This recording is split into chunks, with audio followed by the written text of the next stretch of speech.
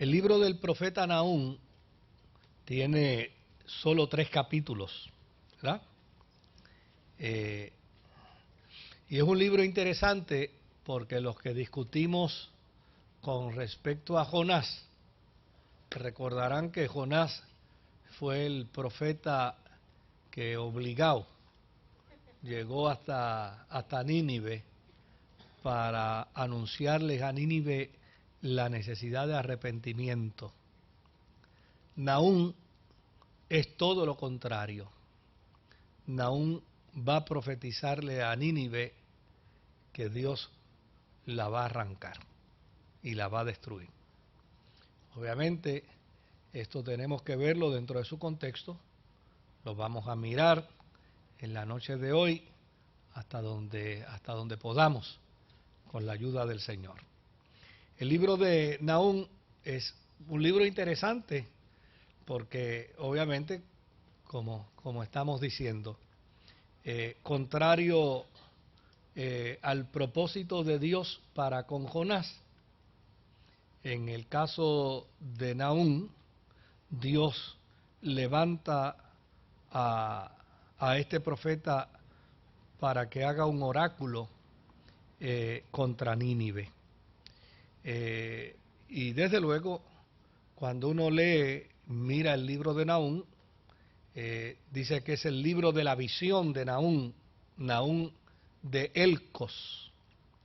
Desde luego, en la introducción del libro de Nahum vamos a ver que aquella introducción que por lo general usan los profetas, palabra de Jehová por parte del profeta X, del profeta Y, del profeta Z, pues en el caso de Nahum, pues esa fórmula no aparece de introducción, sino más bien lo que aparece es el planteamiento anunciando una gran visión.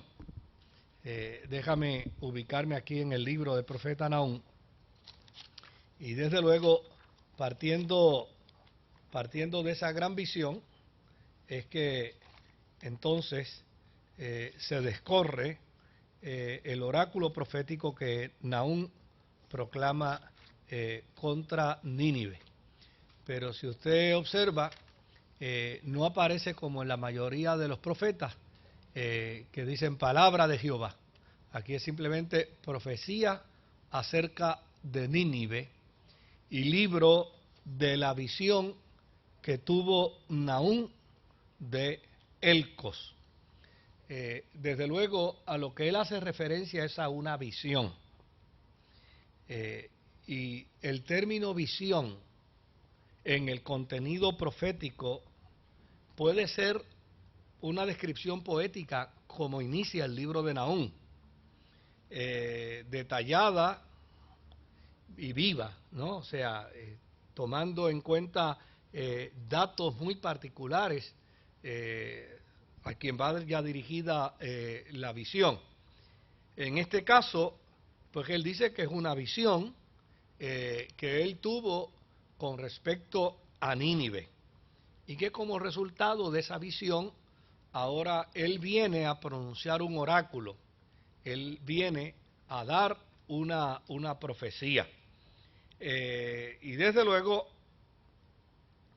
cuando los profetas de la antigüedad hablaban de visión, de lo que estaban hablando era básicamente de un juicio definitivo por parte de Dios. O sea, cuando dicen, esta es una visión, lo que está diciendo, vi con antelación lo que ya va a qué, lo que va a suceder. Por lo tanto, si veo lo que va a suceder, lo que va a suceder no tiene manera de cambiarse, no tiene forma de hacerse distinto, tal y como se ve, así será. Así es que cuando un profeta habla y usa el término visión, lo que está diciendo es que garantiza el fiel cumplimiento de lo que ve. Sí. ¿Y eso en línea con lo que estábamos discutiendo la semana pasada? Sí. En cuanto a Miqueas, ¿verdad? Sí, en cuanto a Miqueas. Eso Sí, cambió la cuestión. O sea, Sí. iba a haber un juicio, pero... Bueno, había una posibilidad, no tanto en Miqueas, porque Miqueas utiliza también el mismo argumento, o sea, lo que va a venir es lo que va a venir. Pero hay oráculos proféticos por parte de otros profetas que sí anuncian un juicio, pero le advierten al pueblo que todavía Dios está esperando que se arrepientan. Pero en este caso no. En este caso lo que se ve es lo que va a venir. En el caso de Jonás sí, es distinto. En el caso de Jonás es distinto, porque Jonás va a pregonar el juicio que puede venir si no se arrepienten. En el caso de Miqueas, en el caso de Nahum, no, en el caso de Nahum es, yo vengo a decirle lo que les va a pasar, punto. Esto es lo que, como dirían los muchachos, esto es lo que hay, ¿verdad? Entonces, desde luego, ese tipo de oráculo en la mente del profeta tiene una intención, y es el hecho de que este tipo de oráculo pone de manifiesto el control soberano de Dios, no solo de Israel, sino de todos los pueblos. Porque a fin de cuentas Nínive es un pueblo pagano, son los asirios, es un pueblo extraño, pero sin embargo hacia Nínive es que está dada esta profecía, y eso tiene una implicación en el pensamiento profético, y es la implicación de que Dios no es solamente Dios de Israel, Dios es Dios del mundo. Y como Dios del mundo puede decir qué va a suceder y cómo va a suceder en cualquier lugar. O sea, es interesante, ¿no? Porque estos profetas, de hecho, inclusive Miqueas, que hace una serie también de oráculos de juicio contra otros pueblos, y lo hacen precisamente en ese contexto. Es como para decirle al mundo de su tiempo, no se crean que el hecho de que nosotros afirmemos que Dios es el Dios de Israel, eso lo afirmamos por nuestro nacionalismo. Pero a fin de cuentas, Dios es Dios del mundo. Y si Él decide hablarle a cualquier lugar del mundo, Él le va a hablar. Y si decide enviar juicio sobre cualquier lugar del mundo, Él también lo va a hacer. Por lo tanto, en este tipo de oráculo, en este tipo de anuncio de juicio, a Dios se le ubica como un Dios universal, tanto de Israel como de los pueblos paganos. Ahora, si miramos el libro de Nahum, el capítulo 1, y miramos hasta el versículo 8, dice: el Señor es un Dios celoso y vengador, Señor de la venganza, Señor de la ira. El Señor se venga de sus adversarios, es implacable con sus enemigos. El Señor es lento para la ira, imponente en su fuerza. El Señor no deja a nadie sin castigo. Camina en el huracán y en la tormenta. Las nubes son el polvo de sus pies. Increpa al mar y lo seca. Hace que todos los ríos se evaporen. Los montes Basán y Carmelo pierden su lozanía. El verdor del Líbano se marchita. Ante él tiemblan las montañas y se desmoronan las colinas. Ante él se agita la tierra, el mundo y cuanto en él habita. ¿Quién podrá enfrentarse a su indignación? ¿Quién resistirá el ardor de su ira? Su furor se derrama como fuego. Ante él se resquebrajan las rocas. Bueno es el Señor, es refugio en el día de la angustia y protector de los que en Él confían. Pero destruirá a Nínive con una inundación arrasadora. Aún en las tinieblas perseguirá a sus enemigos.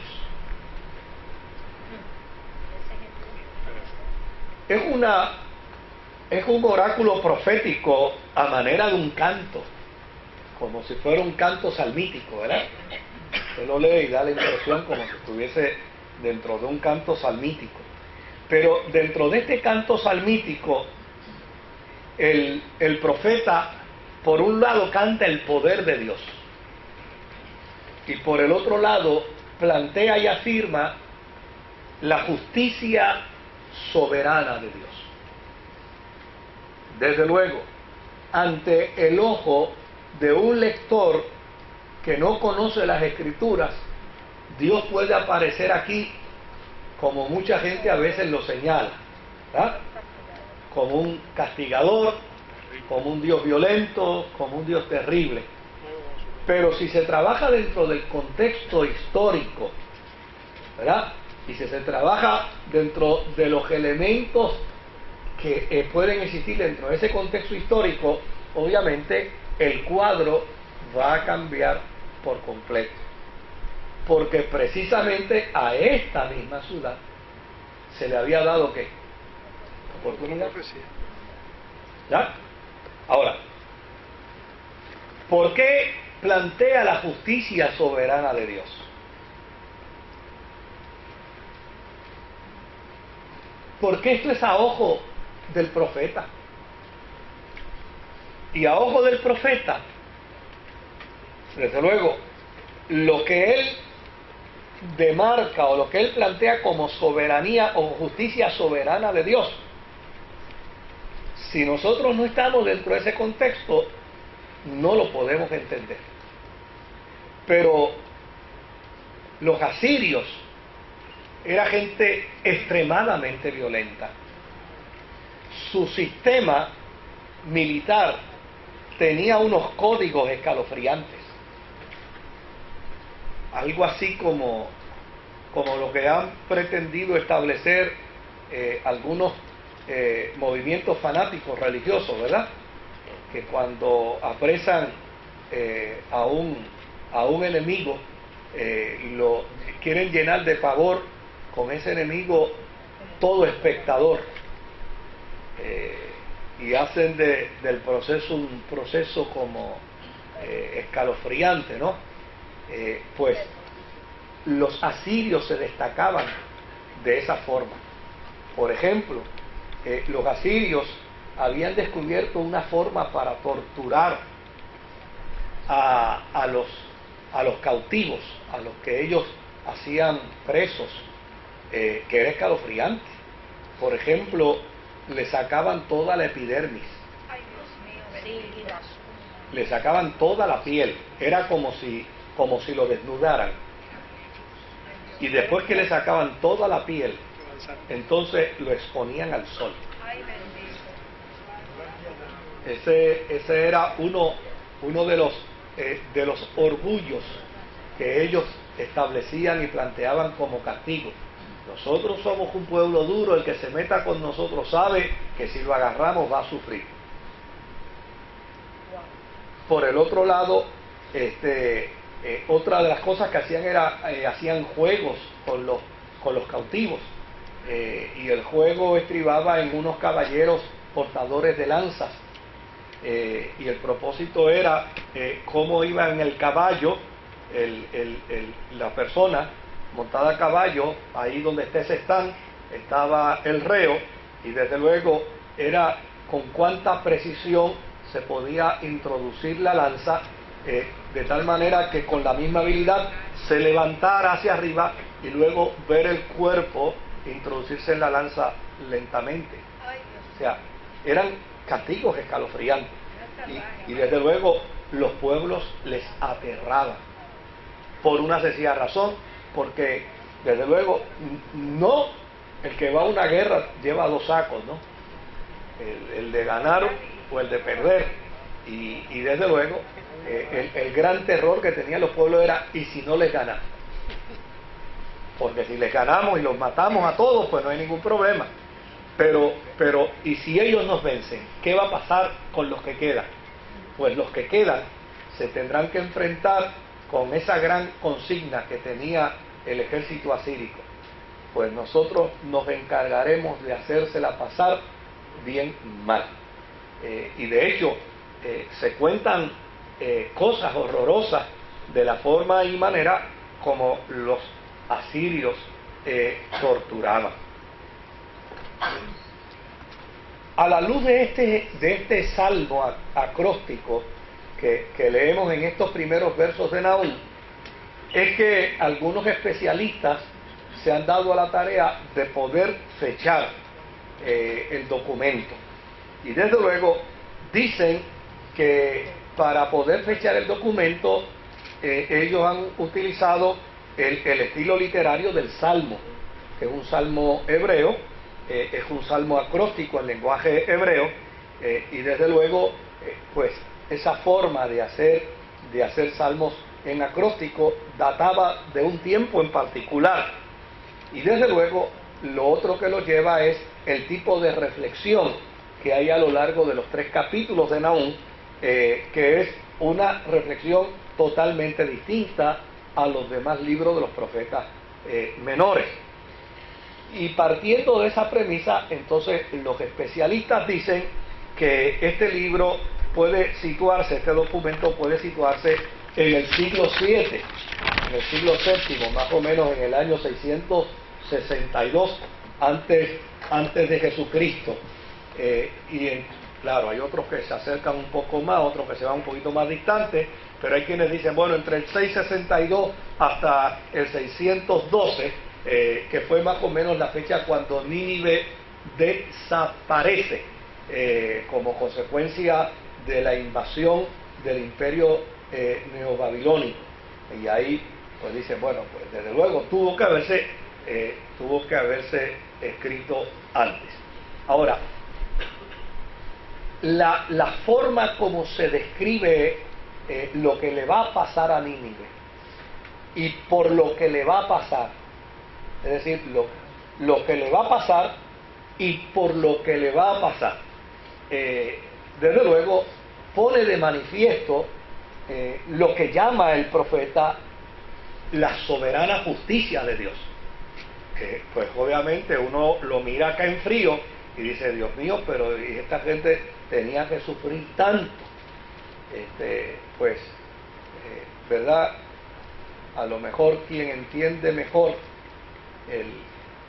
la forma y manera como debe sufrir alguien es quien ha pasado el sufrimiento de él. Me llamaba la atención en el día de ayer, creo que se estaba celebrando los 50 años en la República Dominicana de la muerte del chivo, ¿verdad? Del chivo. De hecho, yo presté un libro hace como 20 años atrás, que ando buscando a quien yo le presté la muerte del chivo me devuelva que sea el chivo. Y desde luego pues era interesante porque se estaba expresando como una celebración, y a mí me chocó de momento para escuchar se está celebrando los 50 años del ajusticiamiento del dictador Rafael Leónidas Trujillo. Y desde luego, pues, como yo no viví la experiencia, como yo no estuve en el contexto, a mí me chocó y decía, caramba, celebrando. Es como en Israel, que había privilegios para los jóvenes a fin de reírse de Jezabel cuantas veces les diera la gana cuando contaran su historia. Yo me dice, ¿cómo es eso? Porque ese no es el contexto en el que uno está. pero los que conocen la historia de la dictadura de Trujillo, pues obviamente si no estuvieron de acuerdo con la dictadura, pues lo van a celebrar. En ese contexto, pues desde luego uno no dice, yo no estoy de acuerdo con ese tipo de celebración. Yo no celebraría la muerte de un enemigo mío bajo ninguna circunstancia, a no ser que uno, ¿verdad?, de manera sutil diga, el Señor lo mató, mi alma te alaba, pero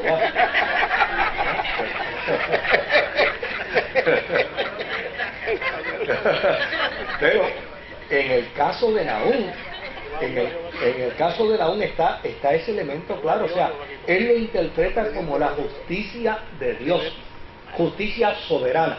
¿Y por qué justicia soberana? Oiga, porque en el contexto en el que él está, mire, hablar de la invasión asírica era decir, el diablo viene.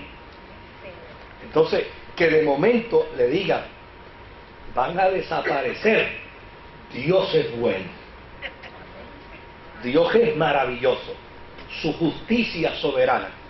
Pues eso tal vez pues nosotros acá no lo entendamos, pero en el contexto del autor, ¿verdad?, es fácil de poderlo plantear. Al usted le explicar esto, entiendo por qué ese vocablo de Nahum es consuelo. No. Y al oírlo usted No, pues hablar, claro. veo por qué encaja. Porque pues, para Israel va a ser una gran noticia. Para Israel es una palabra de consuelo, porque ya los asirios habían liquidado, ¿sabe qué?, al reino del norte. Lo habían destruido por completo. Y ahora ¿qué dicen? Dicen, Judá, respiren profundamente y alaben al Señor. Por lo menos de esto ustedes se zafaron. Y estos eran malos de verdad.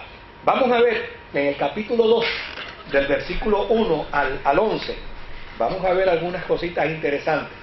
Dice, Nínive, un destructor, avanza contra ti.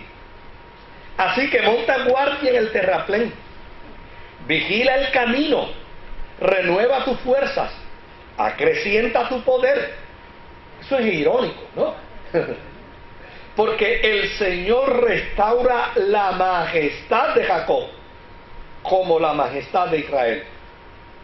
Pues los destructores lo han arrasado, han arruinado sus sarmientos.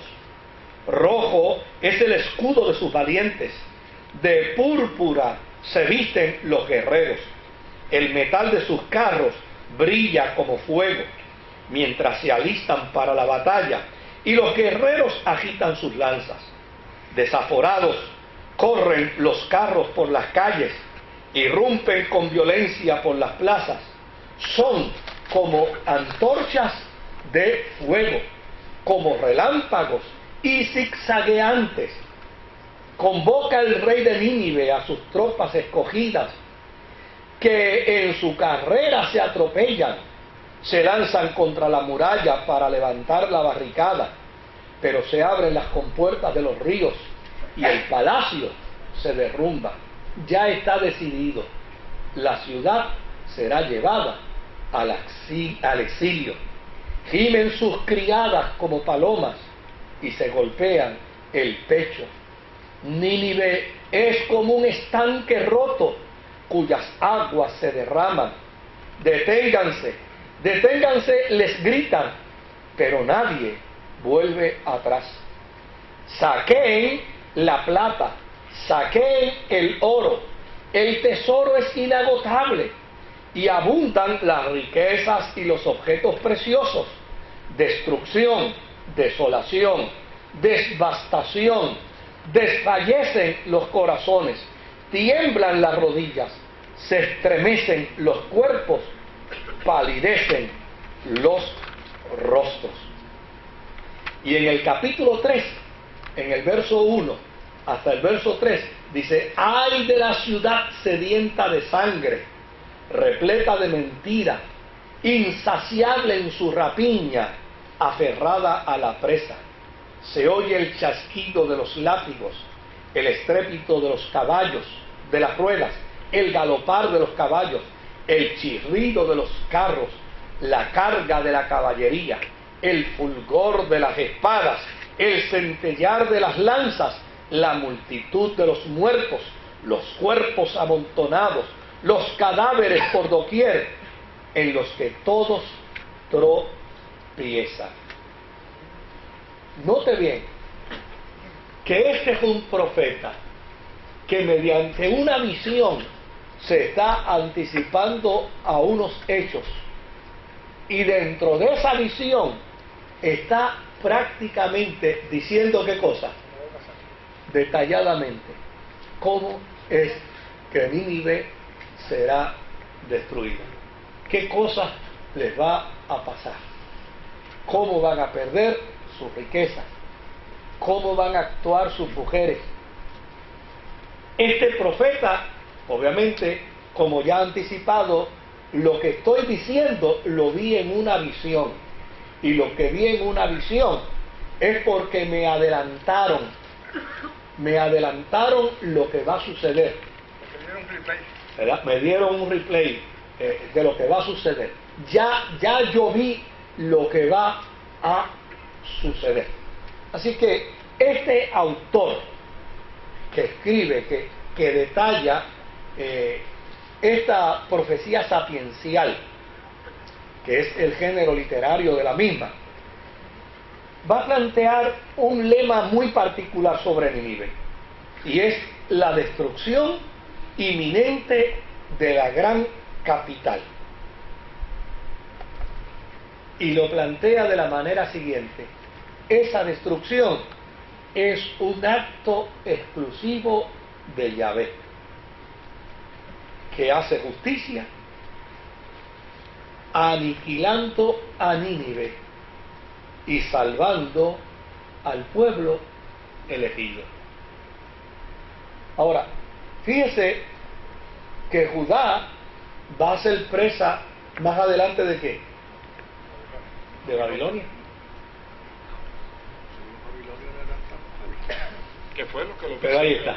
Exacto. Pero ahí está. Exacto. En el caso de los ninivitas había más capacidad de crueldad. Había más estrategia de crueldad. Y oiga, por eso les digo. Ahora, ¿revela esto como algunos plantean que el Dios del Antiguo Testamento es un Dios malo? No. No. Está acomodando el castigo. ¿Verdad? ¿Plantea esto que el Dios del Antiguo Testamento es distinto al Dios del Nuevo Testamento? No. Pero sí de ella tuvo misericordia.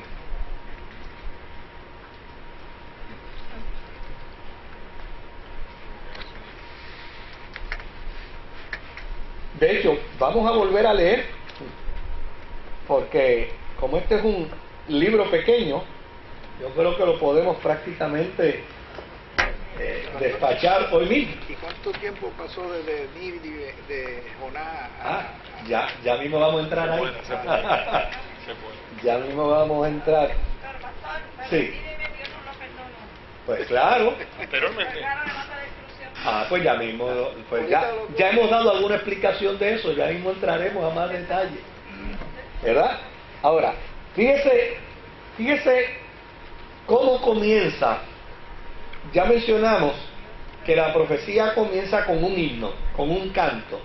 Un himno que va a justificar la acción soberana de Dios. Y la va a justificar a ojo y experiencia del profeta. Bueno, a fin de cuentas es el Señor, es el soberano.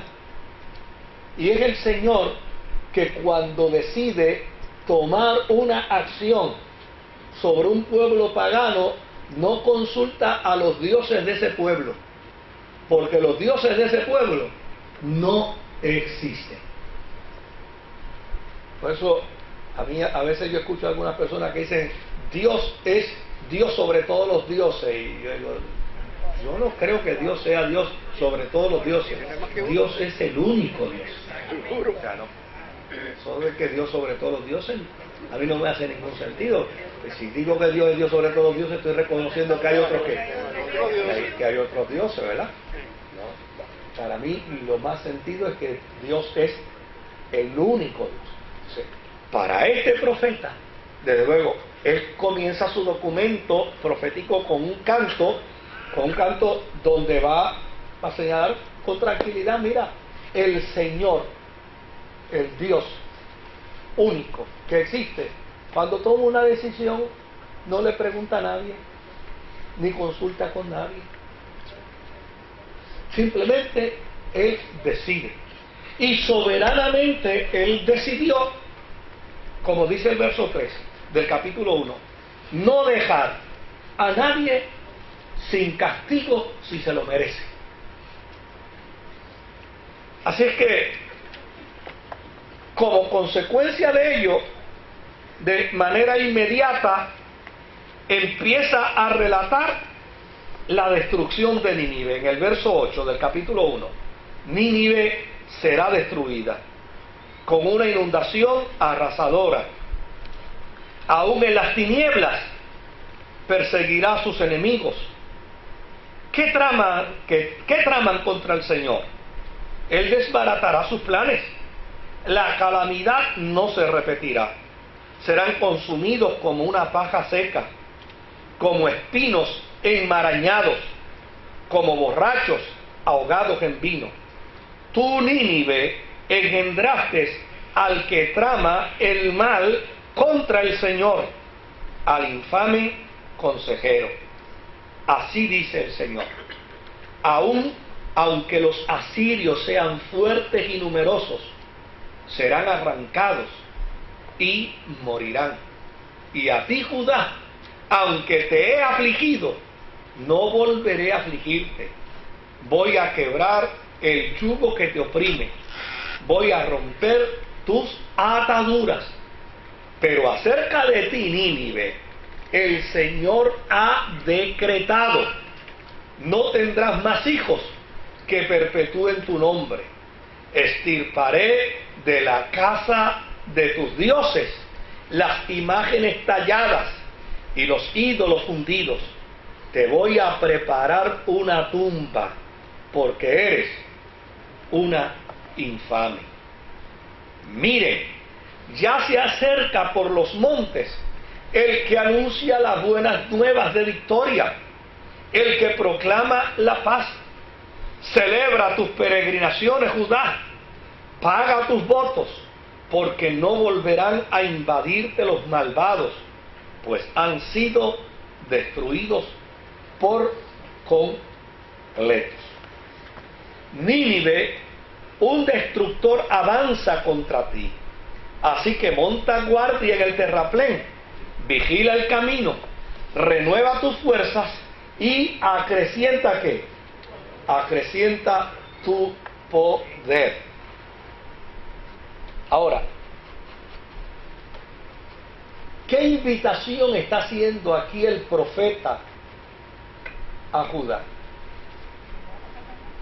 Es una invitación a festejo, es una invitación a celebración, porque, oiga, porque ustedes iban a ser los próximos, y aquí se acabó. Nínive no le hará daño a nadie más. Y desde luego, si los asirios habían enfrentado a 10 tribus de Israel y las habían aniquilado, enfrentar a 2.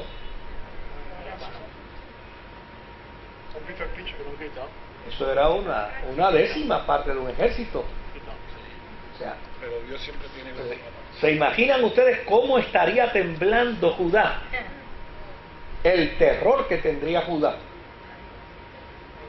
Pues mira, el mensaje es: celebren, porque no es nadie más sino Dios mismo el que se va a encargar de los asirios. Y desde luego, ¿por qué el profeta es encomiado y es llamado a este oráculo profético para hacerle saber a Judá que Nínive desaparecerá como resultado de la intervención soberana de Dios. Sí, hermano. Una pregunta que le voy a hacer. Ajá. Estamos hablando de Nínive y como son ellos, el profeta fue a Nínive a anunciarle esto como lo hizo la otra vez o lo está haciendo en otro lado. Bueno, Ellos saben. muy probablemente el profeta no haya tenido que ir a Nínive. Él profetizó en Judá, porque a fin de cuentas, como no es una profecía como la de Jonás, que era para arrepentimiento, que era para perdón. Esta es una profecía de la destrucción de Nínive, pero para traer paz y esperanza a Judá, y para hacerle saber a Judá que Nínive será destruida por la intervención divina, porque Dios va a intervenir. Entonces, obviamente, como aquí no hay un plan de arrepentimiento ni de oportunidad para Nínive, no hay que pensar que el profeta haya ido a Nínive. Si hubiera ido a Nínive, ¿verdad? Ahora, si leemos del versículo 2 hasta el capítulo 3, versículo 19, dice: porque el Señor restaurará la majestad de Jacob como la majestad de Israel, pues los destructores lo han arrasado, han arruinado sus sarmientos. Rojo es el escudo de sus valientes, de púrpura se visten los guerreros. El metal de sus carros brilla como fuego, mientras se alistan para la batalla y los guerreros agitan sus lanzas. Fíjese que está describiendo al ejército babilónico. Entonces, desde luego, ¿cómo se va a corroborar la autenticidad de este profeta? Porque este profeta no solamente está diciendo que Nínive y los asirios van a ser destruidos, sino que este profeta está diciendo quién los va a destruir. Inclusive está describiendo a quién, al ejército que va a destruir a Nínive. Y desde luego, cuando esto fue corroborado, de seguro, oiga, el standing de Nahum como profeta tuvo que haberse elevado, porque este es un profeta que dio detalles, que fue específico. Dice: desaforados corren los carros por las calles, irrumpen con violencia por las plazas, son como antorchas de fuego, como relámpagos zigzagueantes. Es bueno, ¿verdad? Una nota totalmente ajena a lo que yo voy a decir ahora, pero es bueno que ustedes sepan que este verso que yo estoy leyendo del capítulo 2, versículo 4 de Nahum, cuando empezaron a surgir los automóviles, fue citado por muchos por muchos religiosos de ese tiempo, pensando que esto era un cumplimiento de una profecía para ese momento, por la forma y manera, ¿no? Desaforados corren los carros por las calles, irrumpen con violencia por las plazas, son como antorchas de fuego. Entonces, desde luego, la descripción que se da aquí es del carruaje militar de los babilonios, pero cuando salieron los vehículos, los carros, pues hubo gente que literalizó el texto y lo aplicó a una profecía cumplida. Se cumple la profecía, míralo, pero eso no tiene que ver absolutamente nada. Bueno, dice: convoca el rey de Nínive a sus tropas escogidas, que en su carrera se atropellan. Fíjese de cosas que está diciendo: mire, a ustedes les va a suceder inclusive que cuando sean convocados a la guerra, ustedes estarán tan llenos de terror y de miedo que ustedes mismos se matarán. Se lanzan contra la muralla para levantar la barricada, pero se abren las compuertas de los ríos y el palacio se derrumba. Ya está decidido, la ciudad será llevada al exilio. Es decir, esto es, mira, a mí lo que me dieron fue un anticipo de lo que va a pasar en unos días antes, en unos días próximos. Ya me dijeron, y esto es lo que va a suceder. Gimen sus criadas como palomas y se golpean el pecho. Nínive es como un estanque roto, cuyas aguas se derraman. Deténganse, deténganse, les gritan, pero nadie vuelve atrás. Saqueen la plata, saqueen el oro, el tesoro es inagotable y abundan las riquezas y los objetos preciosos. Destrucción, desolación, devastación. Desfallecen los corazones, tiemblan las rodillas, se estremecen los cuerpos y palidecen, ¿qué? Palidecen los rostros. Es decir, mira, no hay quien pueda detener el furor con el que ustedes van a ser castigados. ¿Qué fue de la guarida de los leones y de la cueva de los leoncillos, donde el león, la leona y sus cachorros se guarecían sin que nadie los perturbara?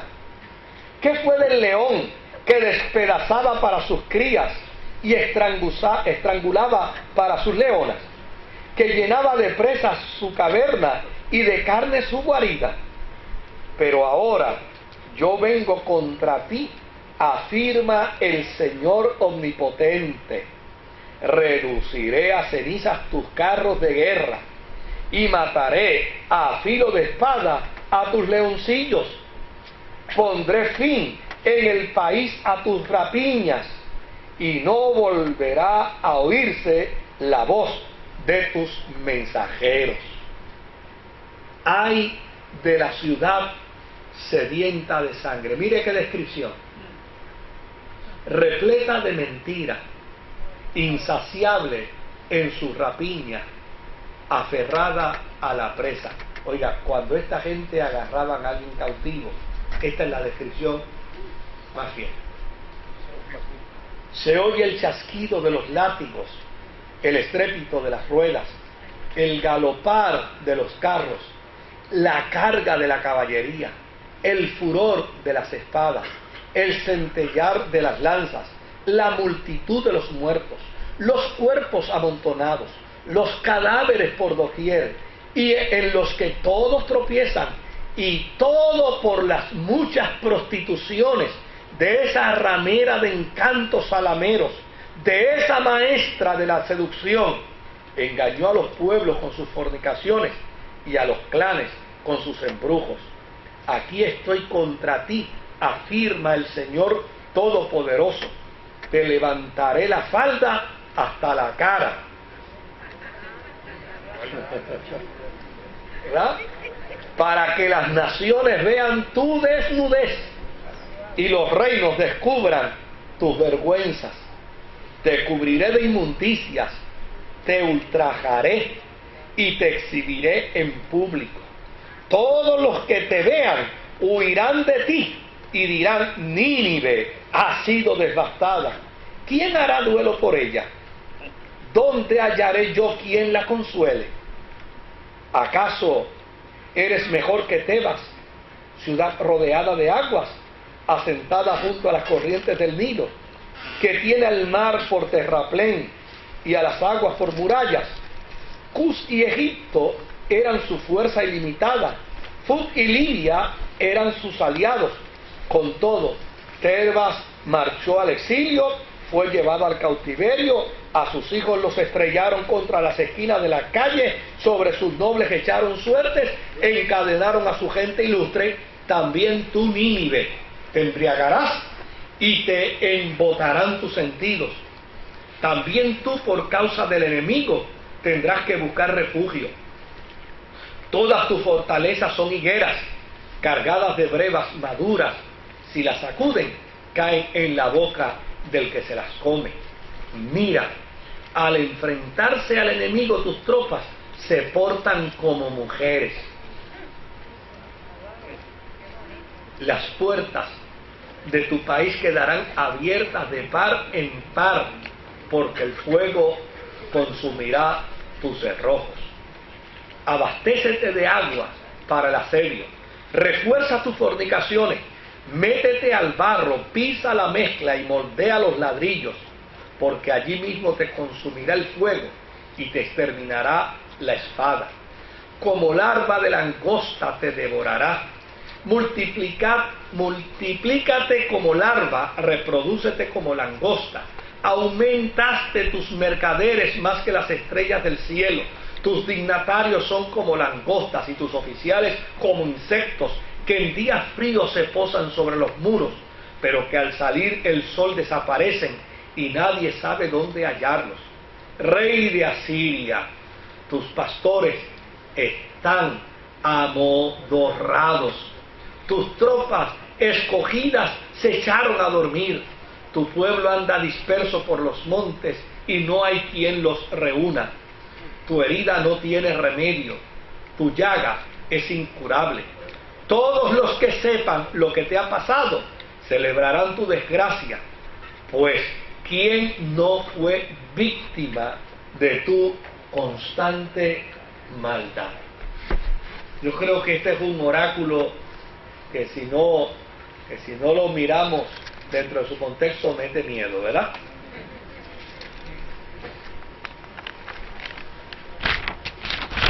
En el Nuevo Testamento no aparece citado Nahum por ningún lugar. Algunos teólogos piensan que la razón de ello es por el nacionalismo de los, obviamente, de la época en medio de Judá. Y por el otro lado, Elcos no se puede relacionar con ningún lugar de Israel en particular. Solamente hay algunos teólogos que piensan que la referencia de Elcos tal vez pueda significar algún litoral que pudo haber estado o dentro de Judá o pudo haber estado en Capernaum, pero fuera de eso no hay manera de poderlo identificar. Y desde luego vamos a contestar ahora tu pregunta.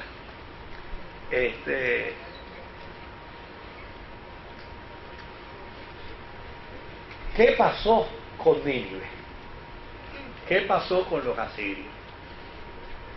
¿Qué pasó con aquella gente de quien Dios había dicho que eran como niños, que no sabían distinguir ni entre la mano derecha ni la mano izquierda? ¿Qué sucedió allí? Pues si usted leyó bien, aquí se hace referencia al culto pagano de los ninivitas. Y tal parece que este fue un culto que se introdujo en medio de Nínive y probablemente se introdujo posterior a Jonás. Ahora, ¿qué sucedió en medio de esa circunstancia? Pues desde luego, cuando Jonás fue, el rey, imagínense, ayunó. Tenía que estar bien convertido, porque hay gente convertida que no ayuna. Este ayunó el mismo día que se convirtió. Y se metió en la ceniza y mandó a ayunar allí hasta hasta Torombola. Ayunó. ¿Dónde está Caira? Está allí dormida. Torombola es el pececito de Caira en casa. Ah, sí. Ella le puso ese nombre. Ahí entramos en la pregunta que Sí. el hermano hizo en cuanto al tiempo para Exactamente. ubicarnos en la Exactamente. El tiempo puede ser unos 80, 90, 100 años. Ese básicamente es el tiempo. Ahora, ¿qué es lo interesante del proceso? Lo interesante del proceso es que Nahum hace referencia a un sistema religioso. Y es un sistema religioso que da la impresión que llegó después y cautivó a los ninivitas. Y dice que no solamente los cautivó a ellos, sino que cautivó aún algunas aldeas y algunos clanes. Y que era un tipo de de elementos religiosos llenos de inmoralidad, lleno de perversión y lleno de violencia.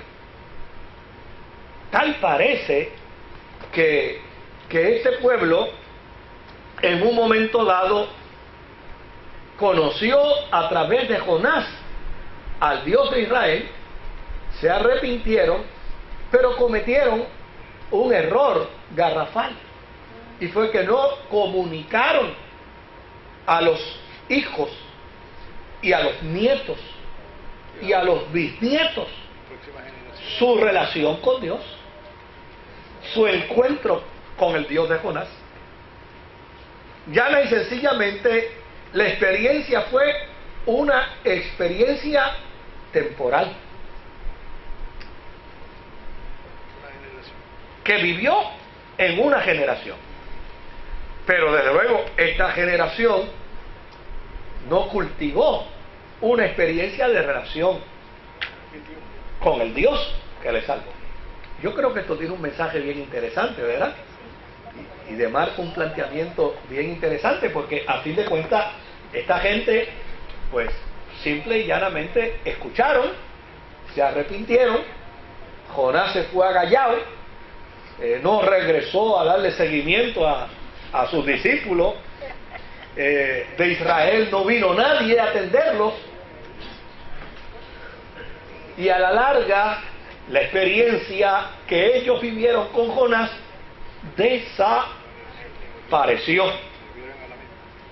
Y finalmente el pueblo lo que hizo fue volver a sus prácticas crueles, volver a sus actos paganos, y ahora los reforzaban dentro de una experiencia religiosa pagana cuya deidad incitaba a la violencia, incitaba a la perversión, incitaba a la destrucción. De hecho, son estos a los que Nahum les dedica su oráculo profético los que destruyeron a Samaria, el reino del norte. Los que destruyen a Samaria no fueron los del tiempo de Jonás, son estos los de este tiempo. Eso estaba bien reciente. Exactamente, sí. Y de hecho, 40 años antes de la profecía de Nahum, más o menos como para el 700, 701, 705, estos individuos intentaron destruir a Jerusalén. Ellos intentaron aniquilar a Judá. Por lo tanto, el profeta dice: en la visión que yo tuve, estos no tienen posibilidades de vida. Se acabó con ellos. Ajá. Podemos decir que entonces en ese momento histórico Judá estaba bien delante de los ojos de Dios, ¿verdad? Parece que estaba portándose bien, ¿verdad? Bueno, no necesariamente tenemos que afirmarlo. Lo que pasa es que, a fin de cuentas,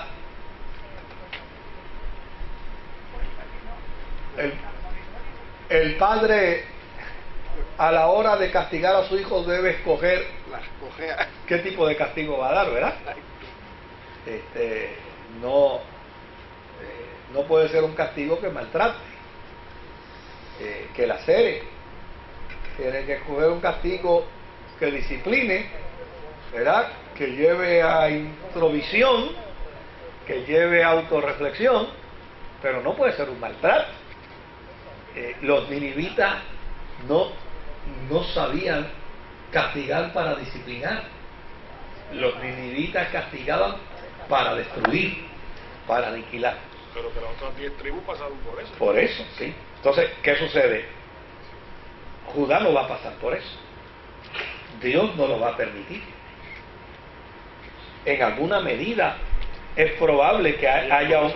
Porque bueno, después tuvieron sus problemas, entonces, directamente con Babilonia. Pero a fin de cuentas, lo que es importante aquí es que el mensaje central de Nahum el mensaje central de Nahum es que Dios tiene que destruir a Nínive porque tiene que preservar a Judá. Ese es su mensaje. Señores, un Dios soberano, Dios de ustedes, ha determinado destruir a Nínive porque tiene que preservarlos a ustedes. Porque a fin de cuentas, si yo no destruyo a Nínive, Nínive vendrá ¿qué? A destruirlos a ustedes. Y yo tengo que preservarlos a ustedes por el pacto que he hecho Abraham. Por lo tanto, esto puede plantear algunas inquietudes desde el punto de vista de la acción soberana de Dios, pero a fin de cuentas, como decía don Leoncio Vázquez en sus sermones, cuando yo lo escuchaba, él decía, mire, lo que significa un Dios soberano es que él tiene licencia para hacer lo que le dé la gana. Esa era su definición teológica de un Dios soberano. Él hace lo que a él le dé la gana, porque él es soberano, desde luego. Pero ese es el mensaje. Es un mensaje que Nahum da en Judá, es un mensaje que Nahum le da a los de la tribu de Judá, al sur de Israel, y es un mensaje donde llana y sencillamente les dice, mire, anoten por ahí, porque le estoy describiendo con lujos de detalle qué va a suceder, cómo va a suceder, qué cosas van a pasar, y desde luego les aseguro que después de esta batalla ustedes no tendrán que temer jamás a Nínive, porque Asiria no volverá a hacer lo que hasta ahora ha sido. ¿Alguna pregunta? ¿Alguna inquietud? ¿Algún comentario? ¿Algo que quieran añadir? Juan.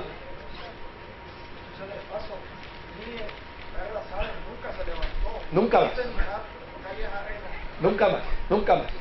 No, lo dicho por el profeta fue final, de hecho él lo dice, esto es final y firme, o sea, de aquí no hay escapatoria. Y claro, un oráculo profético de esa contundencia hace a este profeta que un tremendo profeta. O sea, yo con un profeta así no quisiera buscarme problemas. Ese es un profeta. ¿Ah? ¿Tú prefieres a Jonás? Porque Jonás, aunque fuera haciendo berrinche. No, Jonás se enojaba. Pero Jonás, y es una defensa tardía de Jonás, pero Jonás reconocía la compasión de Dios.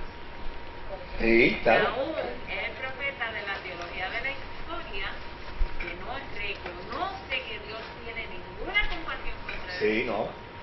Que hay que matarlo, hay que destruirlo, y que no solamente hay que hacerlo, es que Dios lo va a hacer. Que la intervención de Dios quizá desde Jonás. La de Jonás por lo menos, o sea, tiene la compasión que no tiene nada. No, de hecho, Nahum demuestra ser más nacionalista que Jonás. ¿No? ¿Cómo? Sí, no, desde luego. No, con ese dato no hay ningún problema. El asunto es que, obviamente, en la postura de Nahum, este es un tiempo donde, oiga, si lo que le queda a Israel son 2 tribus, no le queda más nada. Y lo único que le queda es la esperanza de sobrevivir. Y desde luego, se afirman dentro de su nacionalismo. Y este es un mensaje que obviamente para Judá, esto fue, oiga, una bendición. Para Judá, esto fue lo mejor que Judá pudo haber escuchado, porque a fin de cuentas, ellos estaban llenos de terror con los asirios.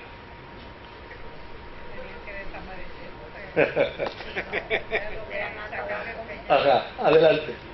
También que Jonás quería hacer el papel de juez, o sea, lo que le correspondía a Dios. quería sentenciarlo. Entonces, como usted dijo que él es tanto un Dios para tanto como para pecar a los judíos como para los judíos y para los ninivitas, pues él mandó, al mismo que quería justiciar, lo mandó para que como profeta, para que se arrepintiera. Entonces se cumple con Juan y dice, esta gente nunca se va a cumplir, pero no le tocaba a él, no como él que le tocaba a Dios. Le tocaba a Dios. Como él dice, o sea, que nunca le manda juicio a su pueblo sin que hagan los profetas, que también lo hizo con ellos. Y después que no se obedecieron, entonces él decidió sentenciarlo, pero no le tocaba. El que quería sentenciar, usó como intermediario. ¿Algún otro comentario? En esta historia de Nahum Ajá. se ve cómo Dios establece su reino para que todo el mundo lo sepa y mantiene a Israel, a Judá, como el nido de la fe.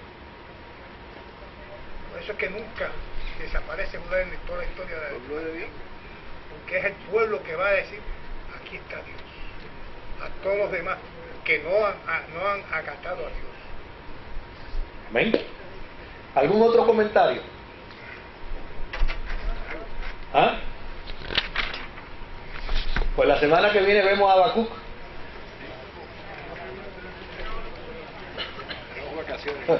Oiga, no se pueden quejar, le estoy dando casi 20 minutos. ¿Ah? Mira, pusieron a esta Dios es bueno.